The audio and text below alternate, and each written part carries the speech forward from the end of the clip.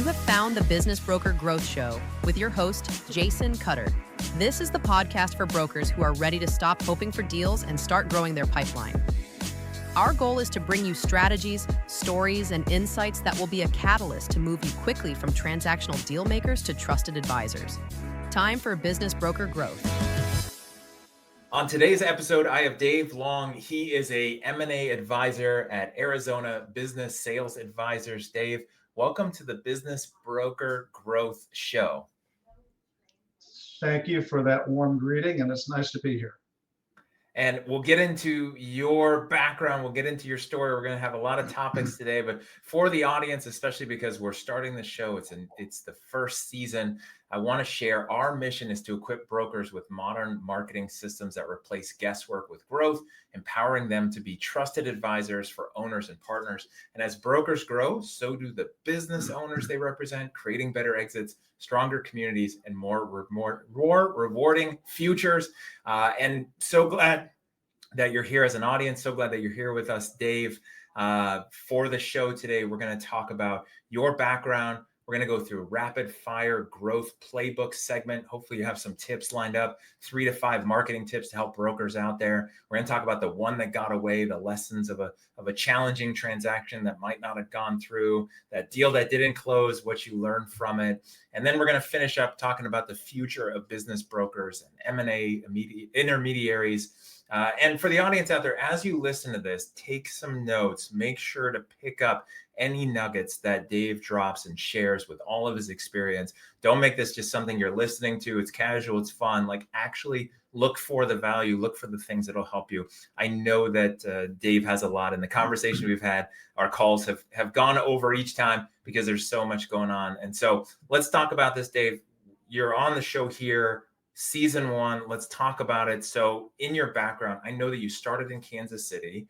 You started with sports bars as an owner. You did a lot of different business things. You ended up in Arizona, and then you got into a Sunbelt franchise. You had brokers that worked for you. You owned a flower shop. Then you decided to become a solo business broker, one-person shop. Share more about that journey, kind of the highlights of all of that and how you got to here. Yeah, sure. Well, it was in the Kansas City area. We were in the restaurant business. We owned a couple of sports bars and grills and a flower shop. And in 1999, we decided to move to Arizona, and we did. We sold everything, moved to Arizona. We were looking for something to do. We went to a local. I wasn't even aware that such things existed. These business brokerage franchises, but we found a local business brokerage office, and they had a flower shop for sale, and we bought that flower shop. And now it was my turn. I was looking for something to do. They didn't really have anything. I wanted to stay away from, the restaurant and the bar business. They did have some of those for sale. They didn't appeal to me. The industry didn't appeal to me anymore. I'd been doing it for 25 years. So I just started a conversation with the owner of that office. I ended up buying the office from him. And then this would have been in the early 2000s. We had several brokers working for us, and it was fun and exciting in the beginning. I was learning a new industry, the things that I was really interested in.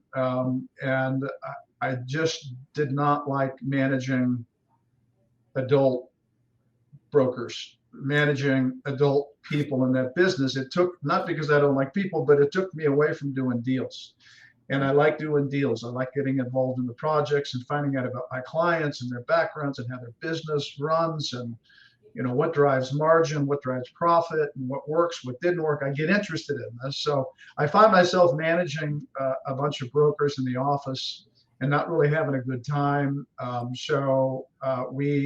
This would have taken us to the Great Recession, 2010, 2011, 2012. We kind of wound down that office, and my wife and I moved down to the Valley, where we launched Arizona Business Sales Advisors. And we've been busy at that since then, with a couple of little projects here and there. We had a project in Oregon that took me away for 4 years as a general partner operating that, but I was still doing the advisory and M&A work in between. So, yeah. It's interesting because I hear you talking about it. I know you shared with me before about managing other brokers and that whole thing, and then wanting to get away from that, essentially away from that. Is as I hear you talk about it, I wonder how many brokerage owners feel that same thing, and they get separated from the deals. They can kind of live vicariously through their brokers for their transactions, but then maybe it ends up more babysitting than deal making, and they're missing that piece that got them into business. That's what it sounds like that you went through. That's exactly what I went through. That was a good description of exactly what happened to me. And there are offices here in town. I spent a little time working with one of those. I won't mention their name, but they've got about 30 brokers working in the office. It's predominantly a real estate company with a commercial division, a residential real estate division, and then a business brokerage division. And that is set up to supervise agents and brokers. There may be 1,000 agents and brokers that work in that office, and about 30 are doing business transactions.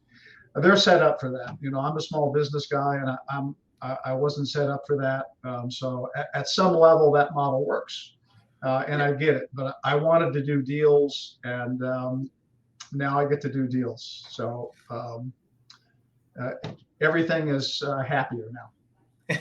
Yeah, and it's interesting. Total side note, unplanned, but there's a book called Company of One, which really advocates for the solopreneur business, right? And in the book, he really says, like, if you're a solo person, in his example, and you're making $300,000 to $400,000 a year, and you really have no employees, you don't have much overhead, then that's really great economically, right? Especially relative to the rest of the country and the rest of the world. And for a lot of people to fight that peer pressure, internal pressure, some kind of voice saying, I need to have a big office, I need to have a big company, I need to start the next Facebook, I need to, whatever, versus could you just be happy by yourself, right? Not advocating for or against, but yeah, it's interesting, especially for people listening to this thinking like, oh, I need, like, you don't always have to do more, have more of a team, right? I like how you've kind of realized that and then said, okay, no, this is what I'm happy with.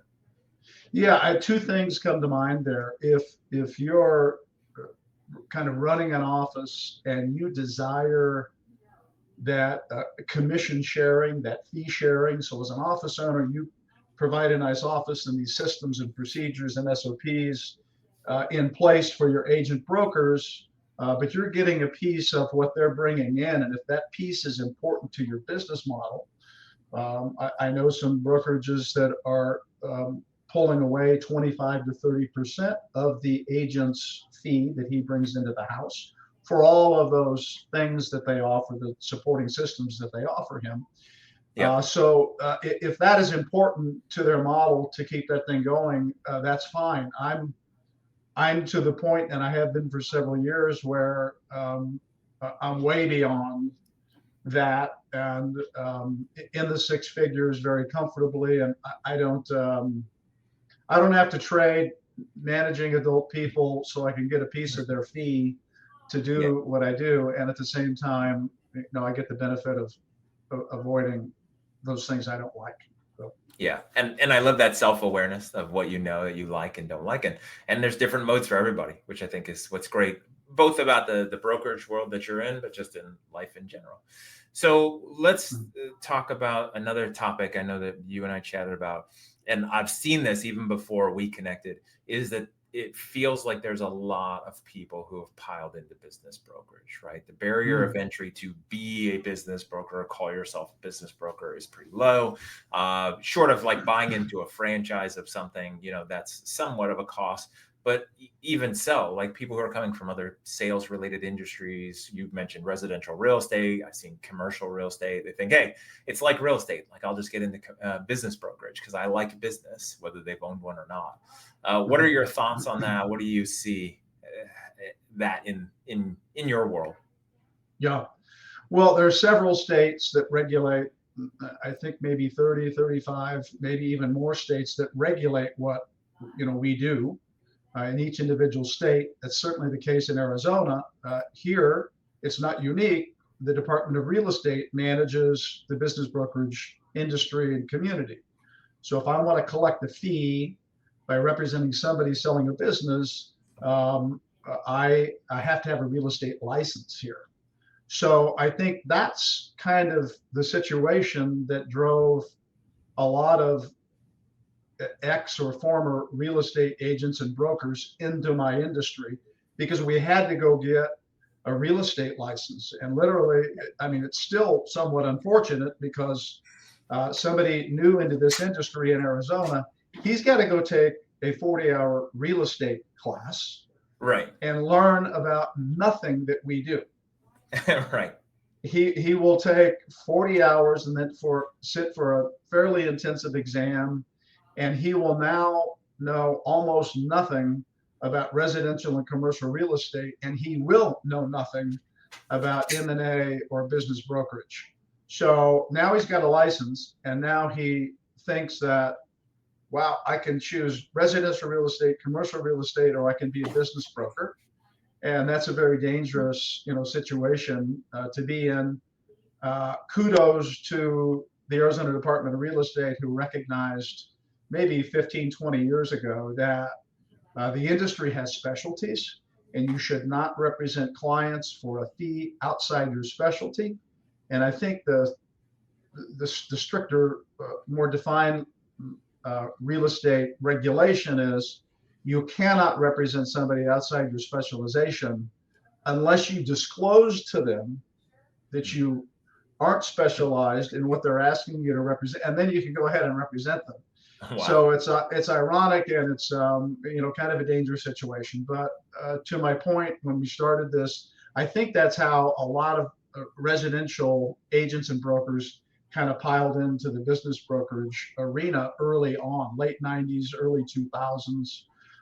So there's a lot of folks who were former commercial and residential real estate agents in the industry. And I think although we all have to have that license, some of us, like myself, would never dream about representing somebody selling their house. I don't know anything about that other than my experience of buying and selling my own properties. And I know nothing about representing clients in the commercial real estate business. So that's kind of the flip side of that coin. Yeah, you may have the license, but man, don't step off into that quagmire, because you're going to get in trouble real quick. Well, and I think that's the challenge, right? Is that, let's say for real estate agents, I know a lot of them who are like, well, I like going to look at houses, and I've bought a house before or had an agent help me sell a house, and it seems easy, so I'll just do it, right? And I have had an active real estate license when I lived in Washington State.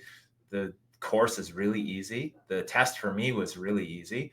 And none of it prepared me to actually be able to help somebody buy or sell a house, right? Then it just comes experience, and you got to know everything. Like, it's so surface level, doesn't prepare you.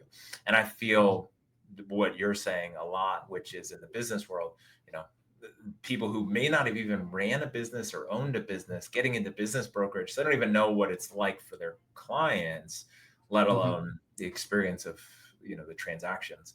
And it's tough because there's only one way to get that experience, is probably go through transactions, but at what cost? Go do deals. Go do deals, which then goes to the next part, right? Which I know is a hot topic, which is valuations, where, what do you think your business is worth? Okay, great. We'll sell it for that. Or they don't know how to evaluate a business. And where do you see that just really wreaking havoc, let's say, for either the market, the industry, and or sellers who are guess picking the wrong broker? Yeah, I two things come to mind. I'll use us as an example. I know of offices here in Arizona. They are business brokerage offices, and they the owners don't really get too caught up in valuation. They believe that the market will work out the price. Therefore, they don't get too caught up in value.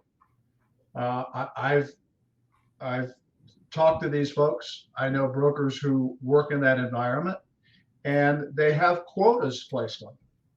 So here you've got a man or a woman who are going to call themselves a business broker.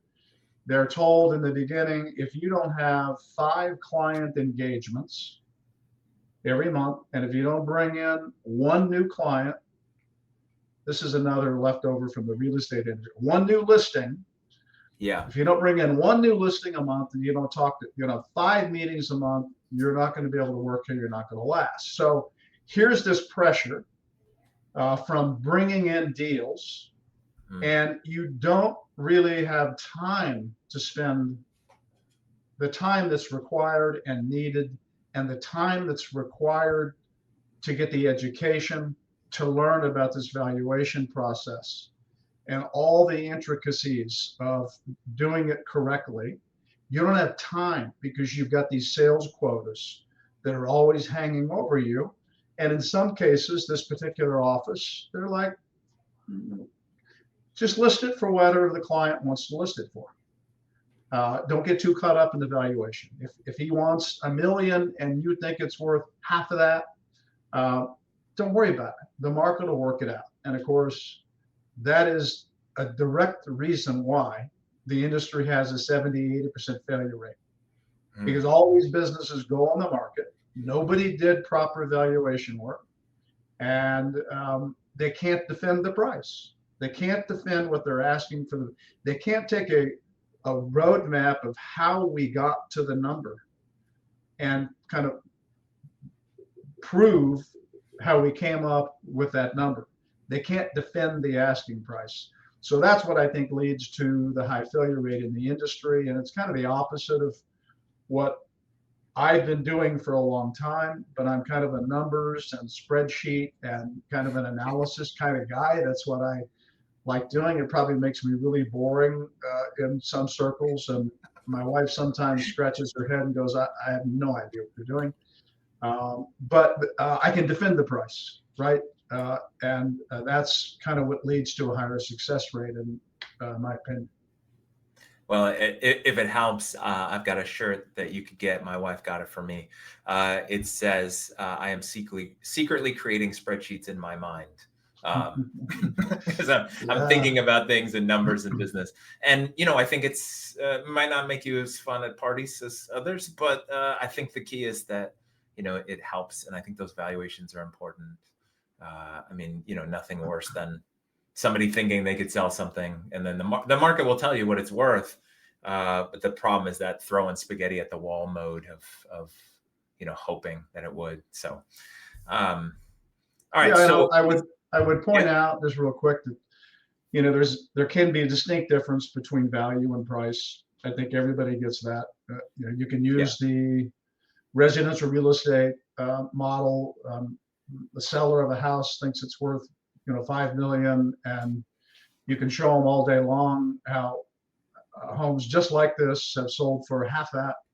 And then you, as the advisor and broker, can decide if you want to walk away from that. If the seller's not going to be reasonable with the price, and understand you've got a professional opinion built on many, many years and a lot of education. If he's going to ignore that, do you really want to work together anyway? Maybe that's not a good fit. And maybe that is very likely going to lead to that 80% failure rate. And why do you want to spend all hundreds and hundreds of hours in this process with that person, with that business, when you know where it's going to end up? Yeah, it's not worth it, right? And the thought, and I can see this with new brokers or inexperienced ones thinking, well, as long as they have the pipeline, as long as they have the listings, it's going to work out. But there's a lot of effort, there's time and money that goes into that, which isn't a good deal long term, because you're planting really bad seeds in the ground that are never going to grow. But you're banking on those, and it's never going to happen. So let's get into the rapid fire, the business broker growth playbook section. So this is where, and I prepped you in advance, would love to hear some ideas, like 3 to 5 kind of rapid fire tips, some growth hacks, things you've done, because you've been you were buying and selling businesses before you realized it was actually an industry because you were doing it for yourself and just in the transaction mode of doing those things before this.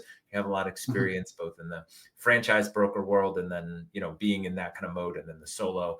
And I know that for you, what we talked about was that that a lot of business owners are just getting bombarded just daily by emails, by cold calls, by all the things that happen. I talked to a broker the other day, and he knows of a company that will help a broker send 10,000 emails a month, right? And just scorched earth, just doing everything they can. And so how do you actually grow your pipeline? What have you found works? What are your quick tips? So let's number one, what's the number one on your list? In order or not in order? Yeah, in no particular order. I think the most important one for me, and this is something that I had to learn over time, every time you sit in front of a potential client, you do the valuation, you pitch the price, or you pitch the value, pay particular attention to the energy between the two of you. You're not going to see eye to eye or even get along with some potential clients. And man, if you don't have that energy, you're going to work together for a long time. Yeah. And you're going to be in situations that present a lot of pressure, offers and negotiations, and you're going to report your progress to your client. There's just going to be a lot of pressure situations. And if you detect in the beginning that it's just not a fit, walk away. And that's hard because a lot of people that are in the industry, again, they've got the quota, they've got their ego that's going, man, I've got to get this one in house, I've got to land this one, it's a nice one. But I'm telling you, learn how to just say thank you, but this is just not a good fit for me, not a good fit for us. The second thing that I would probably say, if you have not done the educational piece, if you haven't taken the classes, if you haven't joined the trade organizations, and there are several, do that from day one. Start taking classes. Almost all of the organizations, AM&A, IBA, M&A Source, they're all offering online classes. Some are offering online certifications. Now, many years ago, you had to travel to an annual or semi-annual conference and take classes. Now you can take those online. Just take the classes, get the education. So you may not have the experience doing the deals, but you've got that background, you've got that education, you learn some things, and you can apply those, from day one. Okay, that's great. Do you have a third? Do you have more? I did when I started talking, but I don't. The third one is not coming up, but it'll strike me here when we're about 5 minutes down the road here. So we've got the two that you mentioned. One is the energy between the two of you. The second one is the education piece, the trade organization, being a part of things like IBVA, taking the classes. I think number one is very fascinating because it takes an abundance mindset instead of a scarcity mindset. And it takes recognizing and realizing that sales, anything to do with sales, persuasion, is all about relationships. It's all about human to human. It's all about anything. Everything in life is sales, which is what I've said for years from a sales aspect. And so it's like anything. If the relationship doesn't start out well in the beginning, it's not going to get better. And in your world in particular, as a business broker intermediary, no matter what, it's going to have tough times, like a long-term relationship in life. Life is going to punch that transaction in the face several times. No matter what, there will be challenging moments. And if, like you said, if the energy's not there, it's not the right fit, it's not the right match, how are you going to handle the tough times and weather through to get the ultimate result? Yeah, and that something you just said reminded me of the third, number three, and that is never forget who you represent. right? So you represent the client, you're acting in his best interests. And sometimes, when there's a fee involved and you've got hundreds of hours and months invested in it, and I'll use a specific example. You get a full price offer on a nice business. Let's call it a $15 million price. You get a full price offer. You present it to your client, and he doesn't like the buyer. He doesn't think that buyer is a good fit for his company. And you need to remember who you represent, why you're in that transaction. He's got a legacy to protect. He's got employees to protect. He's got a company that he wants to see go on, taken to the next level. And if he doesn't think this buyer is the right buyer, that is his unilateral decision and his right to make. And this particular example that I'm kind of thinking about right now was at 15 million. And we turned down 2 full price offers before we got to the third. There was $500,000 less for who my client determined was the right buyer. And that was the right decision for him, and it was the right decision for me, and we got that deal done. Sometimes it's tough though, when you're going, what, this is a perfect, it's a full price offer, what are you talking about? And you just have to remember who you represent. Yeah, I love it. I think that's great. So energy between the two of you, education, never forget who you work for. I would ask, which one of those would you pick and bet money on being the number one thing? I'm going to assume it's remembering who you work for out of everything. It is. You're correct. Yeah. All right. That was easy. All right. So let's get into the next segment here. This is, we could call this the one that got away, lessons from the lost deal. Every broker, every advisor, every owner, every salesperson, everybody has one of those where maybe there's definitely lessons to learn from the experience of it, no matter how painful, especially in your world, like emotionally, financially, the time that's spent. We're talking long transactions, things like that. I know sometimes it's tough to share. Don't always want to talk about it. I know we talked in advance. And so let's talk about it. For you, with whatever details you want to share. It doesn't have to be a lot of specifics, but let's talk about what was the deal that got away from you, that lost deal. Well, this one is particularly frustrating because it was outside my control and outside the client's control. And there was after we discovered the problem, and I'll get into it in a second, we attempted to fix the problem, and then we realized that, the water's already out of the bottle, and what do we do now? So I think it's important for me to say, in the valuation process, sometimes I work with a client for 6 months, 9 months. I'll take a look. We'll gather all the materials we need to do our work, and we will find in that process. This is another benefit to going through this. You'll find things that may be broken, or things that may be wrong, or things that need to be fixed or even improved upon in terms of just their books and records. Maybe it's a simple reporting thing. If we pull in some data, on the industry, and we realize, we're comparing our client to his peer group, and we see something that's totally off, we may see that he's reporting something in cost of goods that his entire industry does not. And we make a suggestion that, a buyer at this level is going to be pretty sophisticated. They're going to look at this, and they're going to want to know, you want a premium for the business, yet you're not performing as well on the gross margin line with your peer group. Well, we may suggest that he move something around, just drop it below the margin, or put it up in COGS, where your peer group reports it.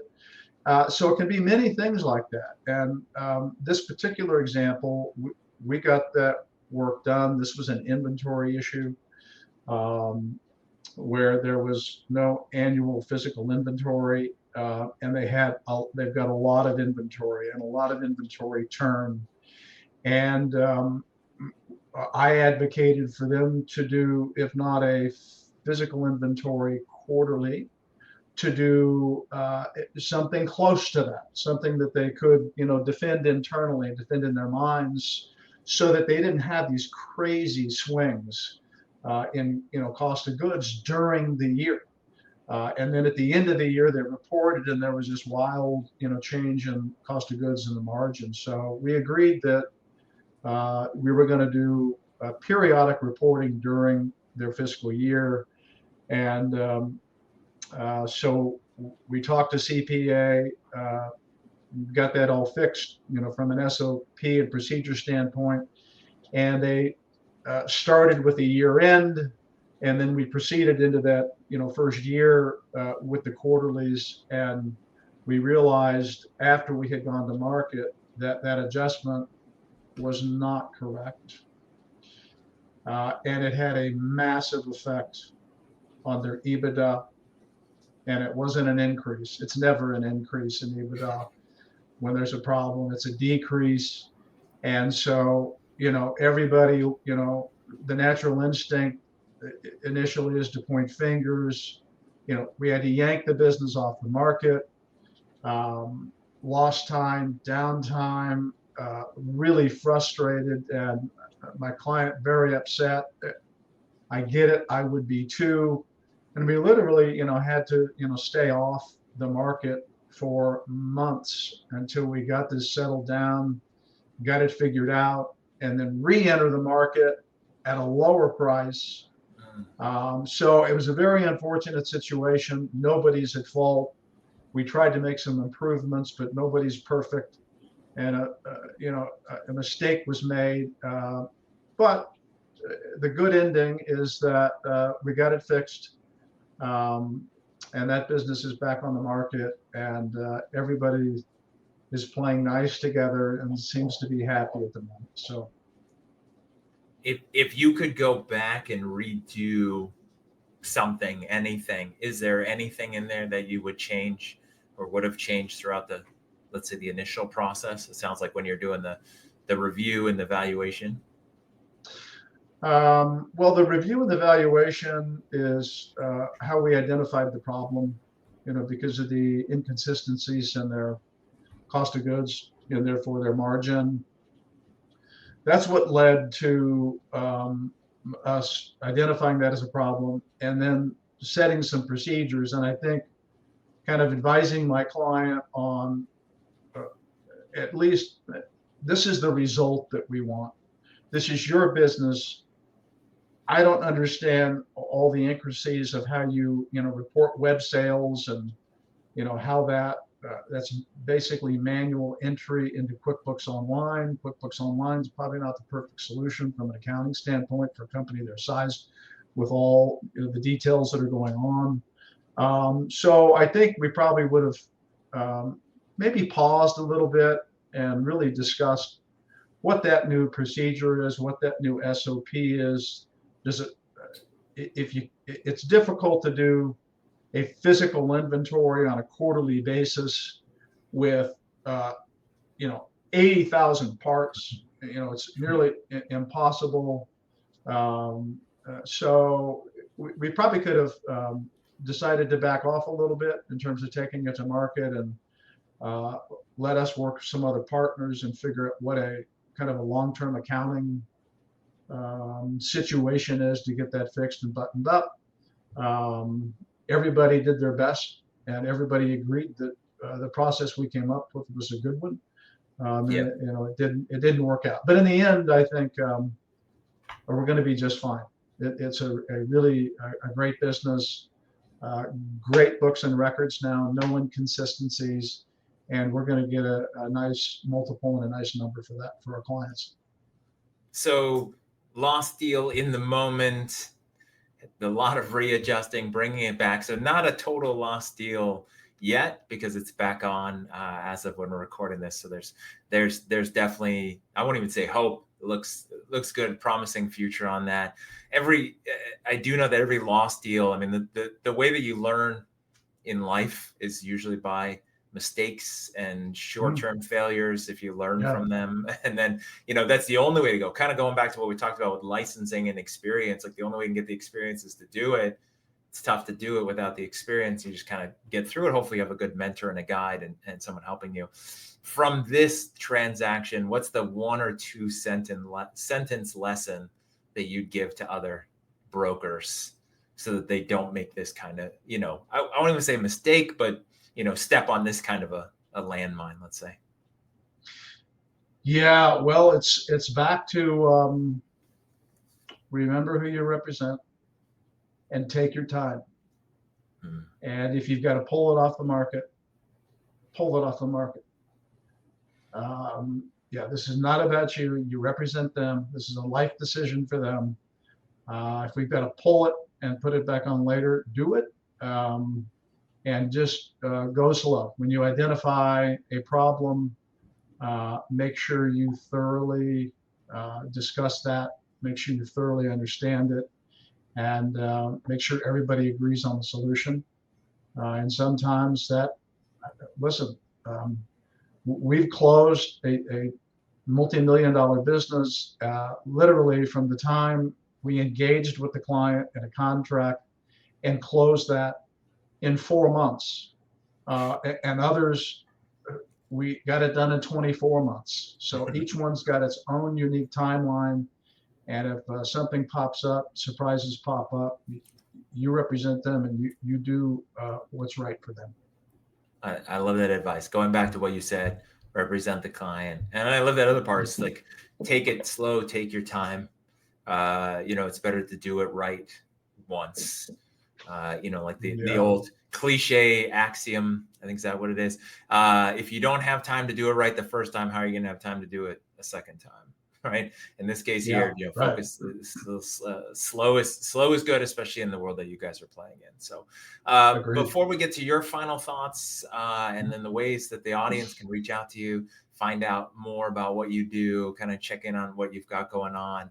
I want to remind everyone here listening in, tuning in, especially in season 1, about business broker growth. So our mission is simple. Like I said earlier, equip brokers with modern marketing systems that replace guesswork with growth. And we know that brokers are great once they get into the room. I talk to so many brokers where once they get into a room, they're good. They know what to do. Kind of like yourself, Dave. It's they've got that part. They just need help getting into more rooms. And this is where we come in with our coaching, our advising, and even our Done For You program, because we know that brokers are busy. They're trying to do what they do best. And that's where we come in to help. So Dave, if you could give brokers one piece of advice on winning more listings and or referrals, you could go either way of that on the referral partner side or new listings with businesses, what would that be? Well, it's hard for me to give just one, but I would say that if you work for a big office, that may not be enough to get you in the door. And I know this really well, being a one-man office for the last basically 12, 13, 14 years. If you're not doing consistent, continuing, nonstop marketing, and it's multifaceted in this day and age. It's not. It used to be about SEO and search engine traffic and website traffic. If you're not all over the place, if you're not doing the SEO piece, you've got the website that's working for you and performing. You're monitoring that performance. You're doing some Facebook, some LinkedIn, all the social media channels. And you're doing things like this, recording some video and you're blogging, writing a lot of articles. The only way you're going to punch through, specifically in the Arizona market, is if you are top of mind to a business seller or a business owner where he keeps looking around and there you are again. Maybe he's getting a referral from his team, a CPA, a lawyer, an accountant. Somebody on his team says, you need to talk to Dave Long. And he go, I see his LinkedIn articles, or I see his blog post, and then there was a website. Unless you get to that point by staying out there consistently, you're not going to punch through. You're not going to get the opportunity to get in the room. That's the first piece. And then the second piece is do the work, learn how to do the work. And many of these bigger offices, they've got, some valuation software. in-house. There's a lot of stuff out there. We developed our own internally, trial and error, but there's stuff you can do, make it very easy. Learn how to use that, spend the time, and work for somebody who doesn't put quotas on you. I love it. I think that's great. And I appreciate that, obviously, because it is a noisy world. The internet has made it so that you can get all the information you need or want now at the press of some buttons, especially if we look at the baby boomer type demographic that didn't grow up with this. We didn't grow up with this. This is a new thing, but now everyone's just used to being able to find anything and everything they want. You'd think it would make it easier. It actually makes it harder because now there's unlimited choice. So how do you pick who to work with, especially when you're, transferring your legacy and maybe cashing out on something you've spent a long time growing. And I love that point about, making sure that you're everywhere with proper quality content. It's both a quantity and a quality in order to have that out there. So for people who want to connect with you, maybe they want to talk to you about some deals, maybe they have some opportunities, things like that. All of this will be in the show notes. But if you in the audience want to connect with Dave, you can find Dave Long on LinkedIn. It's Dave Long AZ if you're typing it in. The business company website is Arizona Business Sales Advisors, is Arizona Biz Sales, BIZ sales.com. And you can email Dave at dave.long@arizonabizsales.com. Again, all of those will be in the show notes. Dave, so glad that you're here today. Thank you for sharing all this and being vulnerable in so many different ways and being on this first season and really just giving back to other brokers out there and sharing, because this is more of that than, biz dev for you. This is more of just sharing that wisdom. So I appreciate you for giving so much today.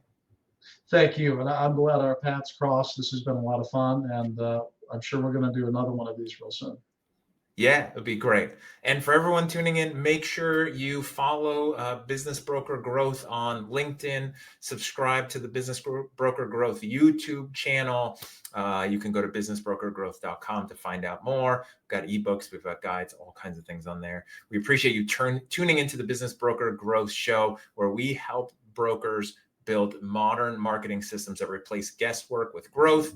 Hope it will help your business in small and big ways. Thanks to Dave for his tips. And until next time, stop hoping for deals, start growing your pipeline.